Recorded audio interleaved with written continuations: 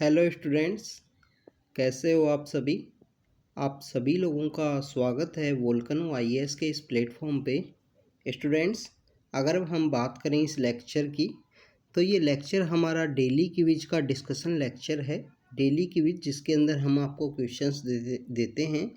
उन क्वेश्चंस की आप प्रैक्टिस कीजिए स्टूडेंट्स, उनको अटेम्प्ट कीजिए। इसके अलावा इस डिस्कशन लेक्चर के अंदर जो भी एक्स्ट्रा इन्फॉर्मेशन आपको मिलती है, उस इन्फॉर्मेशन को आप ज़रूर से कहीं ना कहीं आप नोट डाउन कीजिए।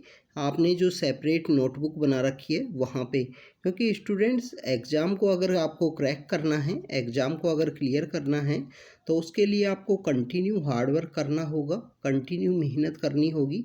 तो इसलिए कोई सेपरेट नोटबुक बनाइए, वहाँ पे इन सबको नोट डाउन कीजिए। क्योंकि स्टूडेंट्स आप सेपरेट नोटबुक बनाओगे तो आपके रिवीजन के लिए, जब आप देखिए आज 17 सितंबर का दिन हो चुका है। अब ज़्यादा दिन तो बचे नहीं हैं, सिर्फ 13 दिन के आसपास दिन बचे हैं इस मंथ के अंदर में। तो जब आप इस सितंबर मंथ की जो क्विज है उसका जब डिस्कशन करोगे, तो आप वीडियो से तो कर नहीं सकते कि हर बार वीडियो देखने लगे, उस तरीके से तो कर नहीं सकते। तो उसके लिए आपको बेसिकली जो इन्फॉर्मेशन मिली है उसको कहीं ना कहीं नोट डाउन करना चाहिए। तो स्टूडेंट्स, आज का जो डिस्कशन है उसको स्टार्ट करते हैं। इसके अलावा स्टूडेंट्स, अभी प्रेजेंटली जो मेंस के हैं पेपर चल रहे हैं, जो यूपीएससी का सिविल सर्विस मेंस होता है उसके पेपर चल रहे हैं। तो आप पेपर्स को ज़रूर देखना। उन क्वेश्चन पेपर्स को जब आप देखोगे तो आपको समझ में आएगा कि आंसर राइटिंग की क्या इम्पोर्टेंस है। कंटिन्यू आपको जो स्टडी है वो करनी चाहिए। न्यूज़पेपर में मेंशन है, अगर आपने लिटिल बिट पढ़ाई की है या आप कोर्स को एक बार रीड कर चुके हो तो आपको ज़रूर जो राइटिंग प्रैक्टिस है वो करनी चाहिए स्टूडेंट्स। उसके बिहाइंड में जो रीज़न ये हैं कि बेसिकली आपको जो क्वेश्चंस हैं वो स्टैटिक पार्ट से भी आ रहे हैं बहुत सारे। आपको करंट अफेयर बेस्ड क्वेश्चंस भी देखने को मिलेंगे। जैसे आप GS1 या GS2 का पेपर्स देखोगे तो हर साल पैटर्न चेंज हो सकता है कि नेक्स्ट ईयर जब पेपर हो तो करंट अफेयर बेस आ जाए मैक्सिमम पेपर। तो स्टूडेंट्स, आपको हर तरीके से, जिस भी तरीके से यूपीएससी चेंज करेगा उस तरीके से आपको तैयार रहना चाहिए। तो आज का जो डिस्कशन है उसको स्टार्ट करते हैं। स्टूडेंट्स, अगर हम बात करें फर्स्ट क्वेश्चन की, तो फर्स्ट क्वेश्चन में पूछा है कि ये डियर की स्पीसीज़ हैं और ये इनमें से कौन कौन सी जो स्पीसीज़ है वो नॉर्थ ईस्ट के एरिया के अंदर में रहती हैं। तो स्टूडेंट्स, हम इन सभी स्पीसीज़ के बारे में देखेंगे। अगर हम बात करें सांबर स्टूडेंट्स, आपको पता है कि सांबर डियर है जिसकी प्रेजेंस आपको सेंट्रल इंडिया के अंदर भी मिलेगी। आपको जो सांबर डियर की जो प्रेजेंस है वो आपको Kanha national park, Kaziranga national park जो नॉर्थ ईस्ट का है वहाँ भी आपको मिलेगी। तो बेसिकली यहाँ पे जो सांबर डियर है वो तो नॉर्थ ईस्ट के अंदर पाया जाता है।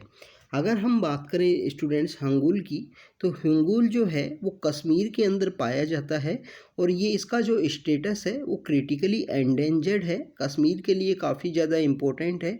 और ये डचिंगम नेशनल पार्क इन सब एरियाज़ के अंदर पाया जाता है, तो ये नॉर्थ ईस्ट के अंदर नहीं पाया जाता।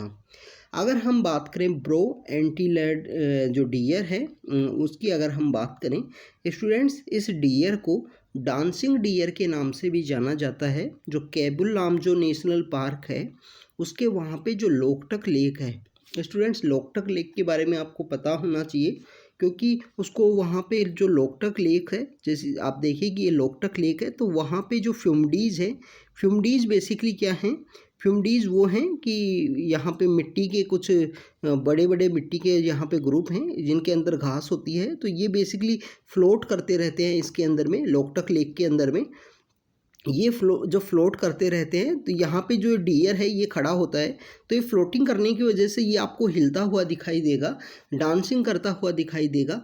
तो बेसिकली इस डियर को डांसिंग डियर कहा जाता है और लोकटक लेक में पाया जाता है, तो नॉर्थ ईस्ट के अंदर तो पाया ही जाता है। अगर हम बात करें स्वैम्प डियर की, स्वैम्प डियर को का जो दूसरा जो नेम है वो इसको बारासिंगा के नाम से भी जानते हैं। और बारासिंगा की जो प्रेजेंस है वो आपको मानस नेशनल पार्क के अंदर काफ़ी ज़्यादा देखने को मिलेगी। अगर हम बात करें होग डियर की, होग डियर आपको इंडस, ब्रह्मपुत्रा और गंगा का जो एरिया है इसके अंदर आपको इसकी प्रेजेंस मिलेगी। तो यहाँ पे स्टूडेंट्स ब्रह्मपुत्रा की प्रेजेंस की वजह से ये भी नॉर्थ ईस्ट के अंदर पाया जाता है। तो यहाँ पे आपको जो हुंगुल है वो यहाँ पे करेक्ट नहीं है। उसके अलावा जो 1, 3 एंड 4 एंड 5 जो हैं वो करेक्ट हैं। तो यहाँ पे जो आंसर होगा स्टूडेंट्स वो होगा सी आंसर। तो स्टूडेंट्स इन सब जानवरों के बारे में, ऐसे जो डियर्स हैं, कभी कभी ये टोर्टोइज के बारे में पूछ लिया जाता है, कभी कभी आपको यहाँ पे क्रोकोडाइल के बारे में पूछ लिया जाएगा। तो इस तरीके से आपको प्रेजेंस के बारे में पता होना चाहिए कि कहाँ पे पाए जाते हैं। कभी कभी जब आपको क्वेश्चन पूछ लिया जाएगा वो डॉल्फिन से रिलेटेड भी क्वेश्चंस आपको पूछ लिए जाते हैं, तो आपको पता होना चाहिए कौन सी डॉल्फिन कहाँ पे मिलती है। और डॉल्फिन जो ये जितने भी इम्पोर्टेंट हमारी बायोडाइवर्सिटी से रिलेटेड जो एनिमल हैं, जो प्लांट हैं, इन सबको हम आपके लिए कवर करेंगे, आपके लिए इनके वीडियोज़ अपलोड करेंगे। आपका जैसे जैसे एग्जामिनेशन पास आता रहेगा उसी तरीके से आपके लिए सभी वीडियोज़ अपलोड कर लिए जाएंगे। हम जो टारगेट है वो बेसिकली टारगेट ये है कि दिसंबर जनवरी तक आपके जो सभी कोर्सेज से रिलेटेड जितने भी वीडियो हैं सब आपको अपलोड करा दिए जाएं। तो स्टूडेंट्स यहाँ पे जो आंसर है वो है सी आंसर होगा। हुंगुल जो है वो कश्मीर के अंदर पाया जाता है, डचिंगम नेशनल पार्क के अंदर में।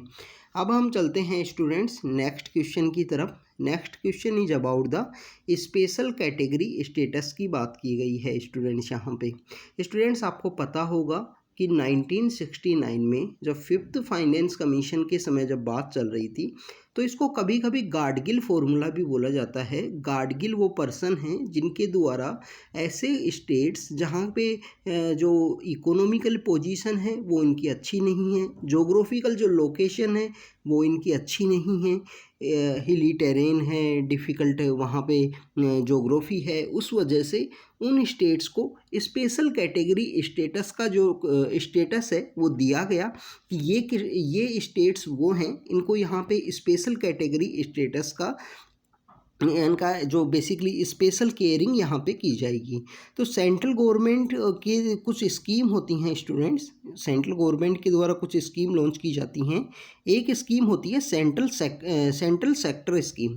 तो बेसिकली सेंट्रल सेक्टर स्कीम में आपको देखने को मिलेगा कि जो 100% मनी है वो सेंटर के द्वारा दिया जाता है। फिर एक दूसरी स्कीम आती है सेंट्रल स्पॉन्सर स्कीम।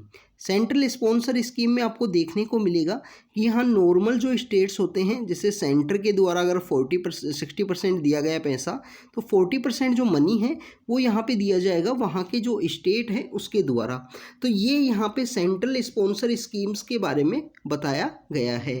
तो यहाँ बताया गया है कि जो 90% मनी है स्टेट के एक्सपेंडिचर का वो यहाँ पे सेंटर के द्वारा बोरो किया जाता है। तो स्टूडेंट्स ये बिल्कुल करेक्ट है। सेंट्रल स्पॉन्सर स्कीम में ऐसे स्टेट्स जिनकी पोजीशन अच्छी नहीं है, जोग्राफिकली पोजीशन, हिली टेरेन, ये 5 पैरामीटर हैं जो इनको डिफाइन करते हैं स्पेशल कैटेगरी स्टेटस के बारे में, इनके बारे में आपको पता होना चाहिए। तो यहाँ पे जो 90% जो मनी है वो सेंट्रल गवर्नमेंट के द्वारा बोरो किया जाता है। इसके अलावा स्टूडेंट्स आपको जानकारी होगी कि इनको जो लोन भी दिया जाता है वो 0 इंटरेस्ट रेट के ऊपर लोन दिया जाता है। आपको ये भी पता होगा स्टूडेंट्स की जो कस्टम ड्यूटी है, कॉरपोरेट टैक्स है, इन सब के अंदर भी यहाँ पे इन स्टेट्स को एग्जेम्पशन मिलता है। इसके अलावा स्टूडेंट्स जो हमारी नेशनल डेवलपमेंट काउंसिल हुआ करती थी उसके द्वारा स्पेशल कैटेगरी स्टेटस दिया जाता था, एनडीसी के द्वारा स्पेशल कैटेगरी स्टेटस दिया जाता था। बट स्टूडेंट 2014 से जो एनडीसी है, नेशनल डेवलपमेंट काउंसिल जो है वो डिसफंक्शनल है। अभी उसको यहाँ डिसकंटिन्यू तो नहीं किया गया है, वो कंटिन्यू डिसफंक्शनल है, उसकी कोई मीटिंग नहीं हो रही है। तो प्रेजेंटली ये जो स्टेटस है वो नीति आयोग के अंडर में आता है और नीति आयोग के अंदर किसी भी नए स्टेट को प्रेजेंट समय में कोई भी स्पेशल कैटेगरी स्टेटस नहीं दिया जा रहा है।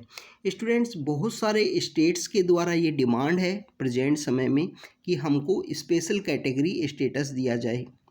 जैसे अगर हम बात करें आंध्र प्रदेश और तेलंगाना के अंदर ये डिमांड है, बिहार की ये जो डिमांड है वो काफ़ी पुरानी डिमांड है कि हमको स्पेशल कैटेगरी, विशेष राज्य का जो दर्जा है वो दिया जाए।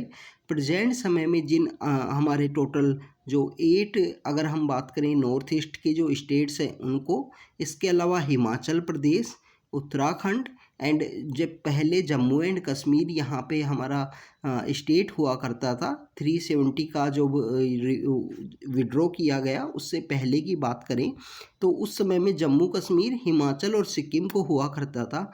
बट प्रेजेंटली तो जम्मू एंड कश्मीर को तो यूटी बना दिया और बाइफर्केशन भी उसका हो चुका है। तो इस वजह से अभी जो प्रेजेंटली हमारे यहाँ 10 स्टेट हैं जिनको स्पेशल कैटेगरी का स्टेटस है।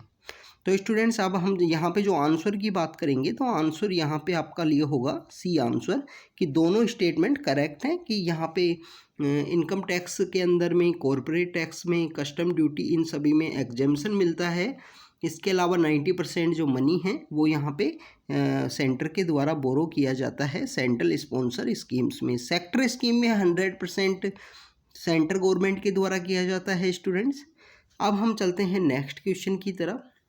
स्टूडेंट्स नेक्स्ट क्वेश्चन में पूछा गया है कि इनमें से कौन सी जो माउंटेन एरिया है जो बेसिकली कॉन्टिनेंट से कॉन्टिनेंट के बीच में जब कोलिजन हुआ तो उसकी तरह ये फॉर्म हुए हैं।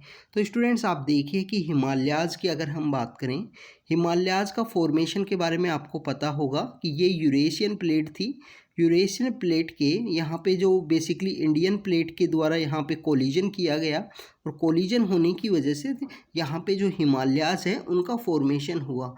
अभी भी प्रेजेंट समय में अगर हम बात करें, जो हमारी इंडियन प्लेट है उसके द्वारा कंटिन्यू यूरेशियन प्लेट को पुश किया जा रहा है, उसके यहाँ पे पुश किया जा रहा है। तो इसी की वजह से आपको माउंट एवरेस्ट की जो हाइट है उसके अंदर आपको चेंज दिखाई देता है कुछ सेंटीमीटर्स का एवरी ईयर। इसके अलावा स्टूडेंट्स यहाँ क्वेश्चन की बात करें तो यूराल जो माउंटेन रेंजेज हैं, यूराल की बात करें आपको रसिया के अंदर मिलेंगी। एल्प्स की बात करें तो ये यूरोप का कुछ एरिया है, कुछ कंट्रीज हैं जिसमें ऑस्ट्रिया है, फ्रांस है, जर्मनी है, इन सब के अंदर फैली हुई हैं। एल्प्स के अंदर स्टूडेंट्स आपको पता होगा कि माउंट ब्लैंक जो है, माउंट ब्लैंक नाम से इनकी एक पीक भी है, काफ़ी फेमस है। और हिमालयाज़ का तो आपको पता ही है कि वो भी कॉन्टिनेंट से कॉन्टिनेंट प्लेट के बीच में कोलिजन हुआ, जिसकी वजह से जो यहाँ पे ये माउंटेन रेंजेस बनी हैं। तो इसका अगर आंसर की बात करें तो आपको यहाँ पे जो आंसर मिलेगा वो मिलेगा डी आंसर, कि तीनों के तीनों यहाँ पे करेक्ट हैं। स्टूडेंट्स इनकी आप अपने एटलास के अंदर में इनकी पोजीशन ज़रूर देखना, यूराल माउंटेन्स कहाँ पे हैं, एल्प्स माउंटेन्स के अंदर कौन कौन से जो कंट्रीज आते हैं, एल्प्स माउंटेन में कौन कौन से कंट्रीज आते हैं, इसके बारे में आप कमेंट सेक्शन के अंदर बताना स्टूडेंट्स, क्योंकि ऑस्ट्रिया, फ्रांस, जर्मनी, इसके अलावा और भी बहुत सारे कंट्री हैं जिनके बारे में आप कमेंट सेक्शन के अंदर ज़रूर बताना। नेक्स्ट क्वेश्चन की अगर हम बात करें स्टूडेंट्स, नेक्स्ट क्वेश्चन में पूछा गया है कि रिजर्व बैंक ऑफ इंडिया के लिए इनमें से कौन सी जो ऑप्शन है वो लाइबिलिटी नहीं है। तो students reserve bank of India की भी एक बैलेंस शीट बनती है जिसके अंदर में कुछ उसके लिए लाइबिलिटी होते हैं, कुछ उसके लिए असेट के रूप में काम करते हैं। अगर हम बात करें स्टूडेंट्स, जो फॉरेन करेंसी हैं, जो हमारे कंट्री के अंदर जो फॉरेन करेंसी के जो नोट्स हैं, यहाँ पे इसकी लाइबिलिटी, असेट्स और लाइबिलिटीज़ की बात की जाती है। असेट्स और लाइबिलिटीज़, असेट्स की बात करें तो फॉरेन करेंसी नोट्स हैं, लोन हैं, लोन एंड एडवांसेज जो हैं, रुपये की जो सिक्योरिटी हैं जिसके अंदर ट्रेजरी बिल आते हैं, रुपये की जो सिक्योरिटी से रिलेटेड जो यहाँ पे इशू किए जाते हैं, टी बिल भी जिसके अंदर काउंट होते हैं, गोल्ड कॉइन्स हैं, ये सब असेट हैं आरबीआई के लिए। अगर हम लाइबिलिटी की बात करें, लाइबिलिटी बेसिकली यहाँ पे अगर हम बात करें जो नोट्स हैं, जो हमारे रुपये के जो नोट हैं वो जो सर्कुलेशन में हैं, ऐसे नोट जो यहाँ डिपॉजिट हैं, इसके अलावा जो बैंकिंग सेक्टर के अंदर हैं वो नोट भी यहाँ पे लाइबिलिटी के रूप में काम करते हैं। डिपोजिशन जो डिपॉजिट किया गया है गवर्नमेंट के द्वारा रिजर्व बैंक को या दूसरे बैंक्स को या स्टेट गवर्नमेंट के द्वारा, वो यहाँ पे लाइबिलिटी के लिए है। अगर हम बात करें कि इसके अंदर मार्केट स्टेबलाइजेशन स्कीम भी एक तरीके से डिपोजिशन के रूप में ही है, तो वो सब यहाँ पे लाइबिलिटी हैं। तो स्टूडेंट्स आप देखिए कि जो डिपोजिशन किया गया है, जो करेंसी नोट्स हैं, इसके अलावा जो मार्केट स्टेबलाइजेशन स्कीम है, ये सब लाइबिलिटी का पार्ट है। तो यहाँ पे जो ट्रेजरी बिल हैं, ट्रेजरी बिल इसका आंसर होगा, जो बेसिकली आपको पता है कि जो रुपये की जो सिक्योरिटी से रिलेटेड जितने भी यहाँ पे जो ट्रेजरी बिल हैं या दूसरे जो बिल हैं वो इसके अंदर काउंट किए जाते हैं। ट्रेजरी बिल के रुपये सिक्योरिटी के अंदर में जो आरबीआई के लिए असेट के रूप में काम करते हैं। तो आरबीआई के लिए असेट और लाइबिलिटी इन सब के बारे में आपको पता होना चाहिए। इनसे यूपीएससी के अंदर भी क्वेश्चन पूछ लिया जाता है। इन इकोनॉमी के अंदर बेसिकली ज़्यादा हार्ड क्वेश्चंस नहीं पूछे जाते हैं। इकोनॉमी के अंदर अगर आप लिटिल बिट आप रीड कीजिए, अगर मॉनेटरी पॉलिसी है, बैंकिंग सेक्टर है, इन सबको थोड़ा अंडरस्टैंड कर लो अच्छे से, तो आपको काफ़ी कुछ जो क्वेश्चंस हैं वो आपके यहाँ से क्लियर होने के जो चांसेस हैं वो काफ़ी हाई होते हैं। तो स्टूडेंट्स इस क्वेश्चन का जो आंसर है वो डी है।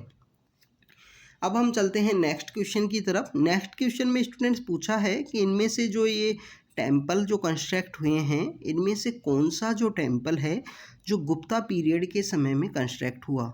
स्टूडेंट्स गुप्ता पीरियड के बारे में हमें पता होना चाहिए सबसे पहली बात तो, कि जो श्री गुप्ता हैं, घटोत्कच हैं, उसके बाद में चंद्रगुप्त हैं, और जो गुप्ता एम्परर्स जो आए, जो कुमार गुप्त की भी अगर हम बात करें, जिन्होंने नालंदा नाम की जो यूनिवर्सिटी है उसको इस्टेब्लिश किया था, तो गुप्ता डायनेस्टी के किंग्स के बारे में आपको पता होना चाहिए। इस तरीके से एंशिएंट इंडिया के अंदर जो भी फेमस डायनेस्टीज हैं, जो भी फेमस यहाँ पे रूलर्स रहे हैं, उनके आपके टाइम पीरियड, कोई नई डायनेस्टी उसके फाउंडर, इनके सब के बारे में पता होना चाहिए। तो स्टूडेंट्स यहाँ पे पूछा गया है कि कौन सा जो टेम्पल है वो बेसिकली यहाँ पे गुप्ता पीरियड के समय बने थे। तो स्टूडेंट्स आप फर्स्ट ऑप्शन को देखिए, ब्रिक टेम्पल है भीतरगांव के जो टेम्पल हैं आपको ये उत्तर प्रदेश के अंदर दिखाई देंगे। और आपको पता है कि गुप्ता एम्पायर का जो रूल था उस वहाँ पे काफ़ी पीक समय में था। सन टेम्पल की, मोदेरा के सन टेम्पल की बात करें तो मोदेरा का सन टेम्पल तो आपको गुजरात के अंदर मिलेगा स्टूडेंट्स। इसके अलावा केंद्रीय महादेव की बात करें, केंद्रीय महादेव खजुराहो के अंदर है। और ये जो चंदेला डायनेस्टी हैं जो 10th एंड 11th सेंचुरी के समय में रूल करते थे, तो उनके द्वारा बनाए गए थे। सन टेम्पल मोदेरा की अगर हम बात करें, जो चालुक्याज हैं जिसके अंदर भीमा वन हैं, उनके रूलर चालुक्य डायनेस्टी के द्वारा बनाए गए हैं जो सन टेम्पल है मोदेरा का। इसके अलावा जो केंद्रीय महादेव हैं चंदेलाज के द्वारा बनाए गए हैं 11वीं शताब्दी के समय में। तो ये दोनों ऑप्शन नहीं होंगे, ओनली वन है जो यहाँ पे करेक्ट है। भीतरगांव जो है वो गुप्ताज के समय में बनाया गया था। तो स्टूडेंट्स आपको इन सन टेम्पल्स के बारे में भी पता होना चाहिए। हमारे इंडिया के अंदर बहुत सारे सन टेम्पल्स हैं, जैसे कश्मीर के अंदर भी पाया जाता है एक सन टेम्पल। एक हमारा अगर हम बात करें कि जो उड़ीसा है वहाँ कोणार्क सन टेम्पल है, मोदेरा सन टेम्पल्स है। तो इन सभी सन टेम्पल्स के बारे में पता होना चाहिए। जिस तरीके से आपको ज्योतिर्लिंग्स हैं इन सब के बारे में पता होना चाहिए।